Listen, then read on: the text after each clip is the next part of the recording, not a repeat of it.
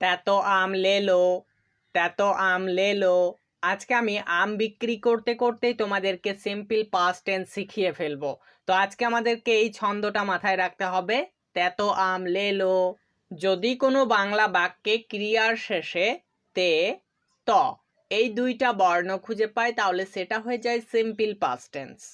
আবার যদি কোনো বাংলা বাক্যে ক্রিয়ার শেষে আমকে খুঁজে পাই তাহলে সেটাও হয়ে যাবে সিম্পল পাস্ট টেন্স। আমরা আম কিভাবে খুঁজে পাই চলো জেনে নিই। যদি কোনো বাংলা বাক্যে ক্রিয়ার শেষে লাম পাই, এই লামের মধ্যে কিন্তু আম রয়েছে, তাই না? দেখো লকে বাদ দিয়ে দাও, পড়ে থাকছে আম। ঠিক তেমনি করে তাম, এই তামের মধ্যেও আম রয়েছে, ত বাদ দিয়ে দাও, পড়ে থাকছে আম। তাহলে কোনো বাংলা বাক্যে ক্রিয়ার শেষে আম থাকলে সেটাও হয়ে যায় সিম্পল পাস্ট টেন্স। আমি একটা শব্দ নিচ্ছি, করিলাম। এই করিলাম শব্দটাকে যদি ভাঙি তাহলে আমরা আম খুঁজে পাবো। কিভাবে দেখো, কর ধাতু যোগ ইল যোগ আম সমান করিলাম হয়। তাহলে এখানে একটু লক্ষ্য করো, আমরা আম খুঁজে পাচ্ছি। করিলাম এটা এখন সাধু ভাষা, এটাকে যখন আমরা চলিত ভাষায় বলি তখন এটা হয়ে যায় করলাম, তাই না? করিলাম আর করলাম একই কথা। সাধু ভাষায় করিলাম বলতে হয় আর চলিত ভাষায় করলাম বলতে হয়। ঠিক তেমনি করে আমি যদি বলি করিতাম, তাহলে এটাকে ভাঙলে আমরা আম খুঁজে পাবো। যেমন কর ধাতু যোগ ইত যোগ আম সমান করিতাম, এটাও কিন্তু সাধু ভাষা। এটাকে যদি আমরা চলিত ভাষায় বলি তাহলে হয়ে যাবে করতাম। তাহলে করিতাম এটার মধ্যেও কিন্তু আমরা আমকে খুঁজে পাচ্ছি। তাহলে আমাদের নিশ্চয় মাথায় থাকবে লাম এবং তাম, এদের মধ্যে যখনই আমরা আমকে খুঁজে পাবো তখনই আমরা সেটাকে বলে ফেলবো সেটাই হচ্ছে সিম্পল পাস্ট টেন্স। আবার যদি কোনো বাংলা বাক্যে ক্রিয়ার শেষে লে বা লকে খুঁজে পাই তাহলে সেটাও হয়ে যায় সিম্পল পাস্ট টেন্স। এসো আমরা উদাহরণ ফলো করি, তাহলে ব্যাপারটা খুব সহজেই বুঝতে পারবো। দেখো আমাদের স্ক্রিনে 3টা উদাহরণ চলে এসেছে। আমি করলাম, এর মধ্যে আম রয়েছে। তুমি করলে, এর মধ্যে লে রয়েছে। সে করলো, এর মধ্যে ল রয়েছে। তাহলে আমরা আম লে লো এটাকে খুঁজে পাচ্ছি, আম লে লো। তাহলে আম লে লোকে খুঁজে পাচ্ছি, তাই আমরা এগুলোকে বলতে পারি এগুলোই হচ্ছে সিম্পল পাস্ট টেন্স। তাহলে আমাদের এই জিনিসটা সবারই মাথায় থাকবে। তো এর স্ট্রাকচার হচ্ছে সাবজেক্ট প্লাস ভি2, অর্থাৎ ভার্বের 2 নাম্বার ফর্ম ব্যবহার করতে হয়। তো চলো আমরা এগুলোকে ইংরেজিতে বানানোর চেষ্টা করি। এখানে আমি করলাম, এই বাক্যে সাবজেক্ট হচ্ছে আমি, এর জন্য ইংরেজিতে আই ব্যবহার করতে হয়, আই বসিয়ে দিচ্ছি। করলাম এর জন্য আমরা ডু এর 2 নাম্বার ফর্ম ব্যবহার করব, ডিড। তো ডু 1 নাম্বার ফর্ম, ডিড হচ্ছে 2 নাম্বার ফর্ম, তো আমরা ডিড বসিয়ে ফেললাম, তাহলে হয়ে যাচ্ছে আই ডিড, অর্থাৎ আমি করলাম। ঠিক তেমনি করে তুমি করলে, এটাকে ইংরেজিতে বলবো ইউ ডিড। সে করলো, এটাকে ইংরেজিতে বলবো হি ডিড। দেখো আমরা সাধারণত জানি যে আম মিষ্টি এবং টক হয়। তো আজকের ক্লাসে আমরা দেখতে পাচ্ছি আমটা কিন্তু তেতো, এই জন্য কিন্তু আম কেউ নিতে চাইছে না। এই আম শুধুমাত্র আমার নানীদের কাছে বিক্রি করব। কি বললাম? হ্যাঁ, নানীকে বিক্রি করব। তো চলো আমরা নানীকে বিক্রি করব, তাহলে হয়ে যাচ্ছে ছন্দটা তেতো আম লেলো নানি, তেতো আম লেলো নানি। এই ট্রিক্সের সাহায্যে আমরা নেগেটিভ সেন্টেন্স বানাতে পারবো। কিভাবে দেখো, আমি করলাম এর শেষে নানির নাকে যদি বসিয়ে দিই তাহলে হয়ে যাবে আমি করলাম না। তুমি করলে এর শেষে যদি আমরা নাকে বসিয়ে দিই তাহলে হয়ে যাবে তুমি করলে না। সে করলো এর শেষে যদি আমরা না বসিয়ে দিই তাহলে হয়ে যাবে সে করলো না। তাহলে এগুলোই হয়ে যাচ্ছে নেগেটিভ সেন্টেন্স।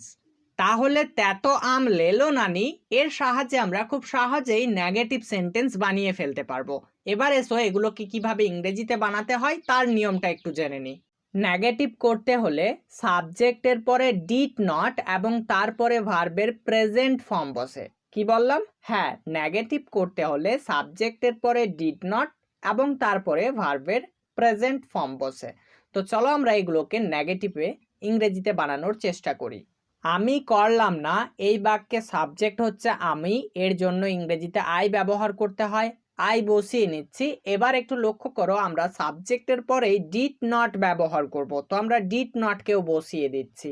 এরপরে কিন্তু মেন ভার্ব ব্যবহার করতে হবে, অর্থাৎ ভার্বের প্রেজেন্ট ফর্ম ব্যবহার করতে হবে। তো এখানে আমরা করা এর জন্য ডু ব্যবহার করছি, তাহলে হয়ে যাচ্ছে I did not do, I did not do, অর্থাৎ আমি করলাম না। ঠিক তেমনি করে দেখো, তুমি করলে না, এই বাক্যে সাবজেক্ট তুমি, এর জন্য ইংরেজিতে ইউ ব্যবহার করতে হয়। আমি ইউকে বসিয়ে দিচ্ছি, এরপরে আমরা ডিড নট ব্যবহার করব। তো আমরা ডিড নটও বসিয়ে দিচ্ছি, এরপরে ভার্বের প্রেজেন্ট ফর্ম ব্যবহার করতে হবে। তো করা এর জন্য ডু ব্যবহার করতে হবে, তাহলে হয়ে যাচ্ছে you did not do. You did not do অর্থাৎ তুমি করলে না। ঠিক তেমনি করে সে করলো না, এই বাক্যে সাবজেক্ট সে, এর জন্য ইংরেজিতে হি ব্যবহার করব, এরপরে ডিড নট ব্যবহার করতে হবে, তারপরে আমরা ডু ব্যবহার করব। তাহলে হয়ে যাচ্ছে হি did not do, he did not do অর্থাৎ সে করলো না। এবার এসো এই বাংলা বাক্যগুলোকে আমরা ইন্টারোগেটিভ সেন্টেন্সে বানাতে চাই। তো আমরা বাংলা বাক্যের 2 নম্বরে একটা করে কি বসিয়ে শব্দের শেষে জিজ্ঞাসার চিহ্ন দিয়ে দেব। কি বললাম? হ্যাঁ, বাংলা বাক্যের 2 নম্বরে কি বসিয়ে দেব, তাহলে হয়ে যাবে আমি কি করলাম, আমি কি করলাম, তুমি কি করলে, সে কি করলো। তাহলে এগুলো হয়ে যাচ্ছে ইন্টারোগেটিভ সেন্টেন্সের উদাহরণ। তো এগুলোকে আমরা ইংরেজিতে বানাতে চাই, কিভাবে বানাবো এসো জেনে নিই। ইন্টারোগেটিভ করতে হলে সেন্টেন্সের প্রথমে ডিড বসে এবং তারপর সাবজেক্ট, এরপরে ভার্বের প্রেজেন্ট ফর্ম বসে। তো চলো আমরা এগুলোকে ইংরেজিতে বানাই। আমি কি করলাম, এটাকে ইংরেজিতে বলতে গেলে প্রথমেই আমাদেরকে ডিড নিতে হবে। তো প্রথমেই আমরা ডিড বসিয়ে দিচ্ছি, এরপরেই আমাদেরকে সাবজেক্ট ব্যবহার করতে হবে। তো এখানে সাবজেক্ট হচ্ছে আমি, এর জন্য আই ব্যবহার করতে হয়, আই বসিয়ে দিচ্ছি, এরপরে আমরা ভার্বের প্রেজেন্ট ফর্ম ব্যবহার করব। তো এখানে করার জন্য ডু ব্যবহার করছি, তাহলে হয়ে যাচ্ছে did I do, did I do অর্থাৎ আমি কি করলাম। ঠিক তেমনি করে তুমি কি করলে, এটার জন্য আমরা প্রথমে ডিড ব্যবহার করব, এরপরে সাবজেক্ট ব্যবহার করতে হবে। এখানে তুমি সাবজেক্ট, এর জন্য ইউ ব্যবহার করছি, এরপরে ভার্বের প্রেজেন্ট ফর্ম ডু বসিয়ে দিচ্ছি, তাহলে হয়ে যাচ্ছে did you do, did you do অর্থাৎ তুমি কি করলে। সে কি করলো, এটার জন্য আমরা প্রথমে ডিড ব্যবহার করব, এরপরে সাবজেক্ট সে, এর জন্য হি ব্যবহার করব, হি, এরপরে আমরা ভার্বের প্রেজেন্ট ফর্ম ব্যবহার করব। তো ডু বসিয়ে দিচ্ছি, তাহলে হয়ে যাচ্ছে did he do, did he do অর্থাৎ সে কি করলো। নেক্সট উদাহরণগুলো দেখো আমাদের স্ক্রিনে চলে এসেছে। এখানে একটু বোঝার বিষয় আছে, একটু ভালোভাবে বোঝার চেষ্টা করো আমি কি বোঝাতে চাইছি তোমাদেরকে। আমি করতাম, এই বাক্যে ক্রিয়ার শেষে আমরা তাম অর্থাৎ আমকে খুঁজে পাচ্ছি। তুমি করতে, এই বাক্যে ক্রিয়ার শেষে আমরা কি খুঁজে পাচ্ছি, হ্যাঁ তে খুঁজে পাচ্ছি। সে করতো, এই বাক্যে ক্রিয়ার শেষে আমরা ত খুঁজে পাচ্ছি। তাহলে আমরা এখানে ছন্দটা পেয়ে যাচ্ছি আম তেতো, তাই না? আম তেতো বা তেতো আম, যাই বলি না কেন। তো এখানে আমরা যখনই আম তেতোকে খুঁজে পাবো বা তেতো আমকে খুঁজে পাবো, তখন আমাদেরকে ইউজ টু ব্যবহার করতে হবে। কি বললাম? হ্যাঁ, ইউজ টু না হলে উড ব্যবহার করতে পারি, দুইটার মধ্যে যে কোনো আমরা একটা ব্যবহার করতে পারি। আর যদি আমরা আম লেলো খুঁজে পাই, তাহলে সেই ক্ষেত্রে আমরা সাবজেক্টের পরে ভার্বের 2 নম্বর ফর্ম ব্যবহার করব। এই বাক্যগুলোর স্ট্রাকচারটা তোমাদেরকে বলে দিই। Subject plus use to plus ভার্বের প্রেজেন্ট ফর্ম। তো চলো এগুলোকে ইংরেজিতে বানানোর চেষ্টা করি। আমি করতাম, এই বাক্যে সাবজেক্ট আমি, এর জন্য আই ব্যবহার করতে হয়, আই বসিয়ে দিচ্ছি, এরপরে ইউজড টু ব্যবহার করব। তো ইউজ টু বসিয়ে দিচ্ছি, এরপরে ভার্বের প্রেজেন্ট ফর্ম ডু ব্যবহার করব। তাহলে হয়ে যাচ্ছে আই ইউজ টু ডু, যার অর্থ হচ্ছে আমি করতাম। এটাকে আমরা এভাবেও বলতে পারি I would do, I would do অর্থাৎ আমি করতাম। তুমি করতে, এই বাক্যে সাবজেক্ট তুমি, এর জন্য ইউ ব্যবহার করব, এরপরেই আমাদেরকে ইউজড টু ব্যবহার করতে হবে। তো ইউজ টু বসিয়ে দিচ্ছি, এরপরে ভার্বের প্রেজেন্ট ফর্ম ডু ব্যবহার করব। তাহলে হয়ে যাচ্ছে you use to do, you use to do অর্থাৎ তুমি করতে। এটাকে এভাবেও বলা যায় you would do, you would do অর্থাৎ তুমি করতে। ঠিক তেমনি করে সে করতো, এটাকে বলবো হি ইউজ টু ডু বা হি উড ডু অর্থাৎ সে করতো। এবার আমরা নেগেটিভ সেন্টেন্সে বানাতে চাই। তো এর জন্য আমরা নানির নাকে বসিয়ে দিচ্ছি এগুলোতে, তাহলে হয়ে যাবে আমি করতাম না, তুমি করতে না, সে করতো না। এই বাক্যগুলোর স্ট্রাকচার হচ্ছে subject plus did not plus use to. এখানে কিন্তু ইউজড হবে না, এখানে কিন্তু ডি হবে না, একটু ভালোভাবে মাথায় রাখতে হবে। এখানে ইউজ টু হবে, এখানে ইউজড টু হবে না। এরপর আমাদেরকে V1 অর্থাৎ ভার্বের প্রেজেন্ট ফর্ম ব্যবহার করতে হবে। আমি করতাম না, এটা ইংরেজিতে বলবো I did not use to do অর্থাৎ আমি করতাম না। তুমি করতে না, এটা বলবো you did not use to do অর্থাৎ তুমি করতে না। সে করতো না, he did not use to do অর্থাৎ সে করতো না। এবার আমরা এই বাংলা বাক্যগুলোকে ইন্টারোগেটিভ সেন্টেন্সে বানাতে চাই। এর জন্য আমরা বাংলা বাক্যের 2 নম্বরে কি শব্দটা ব্যবহার করে শব্দের শেষে জিজ্ঞাসার চিহ্ন দিয়ে দেব। তাহলে হয়ে যাবে আমি কি করতাম, তুমি কি করতে, সে কি করতো, এগুলোই হয়ে যাচ্ছে ইন্টারোগেটিভ সেন্টেন্স। এই বাক্যগুলোর স্ট্রাকচার হচ্ছে did plus subject plus use to plus V1 অর্থাৎ মেন ভার্ব। তো চলো আমরা এগুলোকে ইংরেজিতে বানাই। আমি কি করতাম, তো আমরা বলবো did I use to do. তুমি কি করতে, did you use to do. সে কি করতো, did he use to do. Simple past টেন্সকে চেনার জন্য আমরা আরও একটি ছন্দ মাথায় রাখবো, সেটা হচ্ছে এ ছিলা আম ছিলে ছিল। কি বললাম, এ ছিলা আম ছিলে ছিল। তো একটা আম ছিলা ছিল, তারপরে আবার ছিলে ছিল, এই কথাটা একটু ভালোভাবে মাথায় রাখবে। এ ছিলা আম ছিলে ছিল। এবার তোমরা একটু লক্ষ্য করো, ছিলা আম এটাকে যদি স্পিডে উচ্চারণ করা হয় তাহলে ছিলা আম হয়ে যায় ছিলাম, ছিলাম। তাহলে কোনো বাক্যের মধ্যে ছিলাম, ছিলে বা ছিল থাকলে সেটাই হয়ে যাবে সিম্পল পাস্ট টেন্স। তবে আমরা দেখো একটা শর্ত লাগিয়ে দিয়েছি, এ ছিলা আম ছিলে ছিল। এই যে এ লাগিয়ে দিয়েছি, তার মানে বুঝতে হবে এ ছিলাম, এ ছিলে, এ ছিল, এগুলো থাকলেই তখন হয়ে যাবে সিম্পল পাস্ট টেন্স।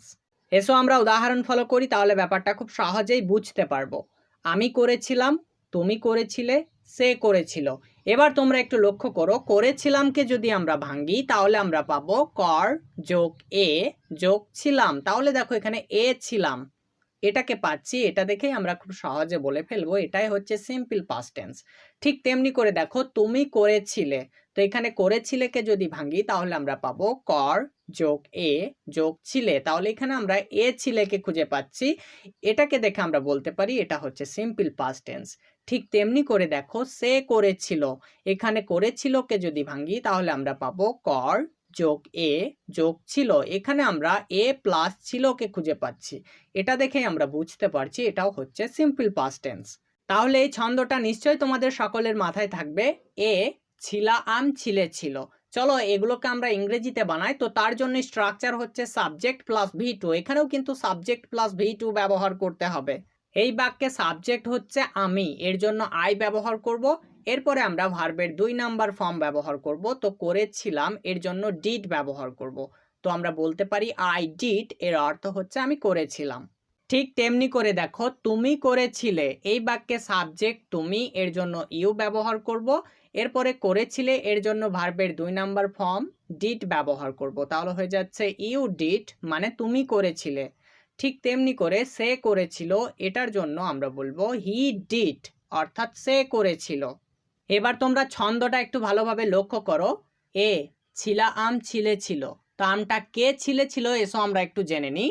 এ ছিলা আম ছিলে ছিল নানি, নানি ছিলে ছিল। তো এই নানিকে একটু ভালোভাবে মাথায় রেখে দাও, এই নানি দিয়েই আমরা নেগেটিভ সেন্টেন্স বানাতে পারবো। যেমন আমি করেছিলাম, এটাকে আমরা বলতে পারি আমি করেছিলাম না, বা আমি বলতে পারি আমি করিনি। আমরা নানির নাকে বসিয়ে দিলেও সেটা নেগেটিভ করতে পারবো, বা নানির নেকে বসিয়ে দিলে সেটাও আমরা নেগেটিভ করতে পারবো। তাহলে আমি করেছিলাম না বা আমি করিনি, দুইটাই একই কথা আমি বলছি এখানে। তো আমি করিনি, তুমি করনি, সে করেনি। তাহলে দেখো এগুলোই হয়ে যাচ্ছে এখন নেগেটিভ সেন্টেন্স। এবার আমরা এগুলোকে ইংরেজিতে বানাতে চাই। তো ইংরেজিতে কিভাবে বানাবো, এসো জেনে নি তার নিয়মটা। নেগেটিভ করতে হলে সাবজেক্ট, এরপরে ডিড নট এবং তারপরে ভার্বের প্রেজেন্ট ফর্ম বসে। আমি করিনি, এই বাক্যে সাবজেক্ট আমি, এর জন্য আই ব্যবহার করতে হয়। এরপরেই আমাদেরকে ডিড নট ব্যবহার করতে হবে। তো আমরা ডিড নট বসিয়ে দিচ্ছি, এরপরে ভার্বের প্রেজেন্ট ফর্ম ব্যবহার করব। তো এখানে আমরা ডু বসিয়ে দিচ্ছি, তাহলে হয়ে যাচ্ছে আই ডিড নট ডু, যার অর্থ আমি করিনি বা আমি করেছিলাম না, দুইভাবেই আমরা বলতে পারি। ঠিক তেমনি করে দেখো তুমি করনি, এটাকে আমরা ইংরেজিতে বলবো ইউ ডিড নট ডু, যার অর্থ তুমি করনি। ঠিক তেমনি করে সে করেনি, এটাকে আমরা বলবো হি ডিড নট ডু, অর্থাৎ সে করেনি। এবার এসো এই বাংলা বাক্যগুলোকে আমরা ইন্টারোগেটিভ সেন্টেন্সে বানাতে চাই। তো তার জন্য আমরা বাংলা বাক্যের 2 নম্বরে কি শব্দটা ব্যবহার করে শব্দের শেষে জিজ্ঞাসার চিহ্ন দিয়ে দেব। তাহলে আমাদের ইন্টারোগেটিভ সেন্টেন্স হয়ে যাবে। তো আমি করেছিলাম এর 2 নম্বরে কি ব্যবহার করলে হয়ে যাবে? আমি কি করেছিলাম? ঠিক তেমনি করে তুমি করেছিলে এর 2 নম্বরে কি ব্যবহার করলে হয়ে যাবে? তুমি কি করেছিলে? সে করেছিল এর 2 নম্বরে কি ব্যবহার করলে হয়ে যাবে? সে কি করেছিল? তো এগুলোই হয়ে যাচ্ছে এখন ইন্টারোগেটিভ সেন্টেন্স।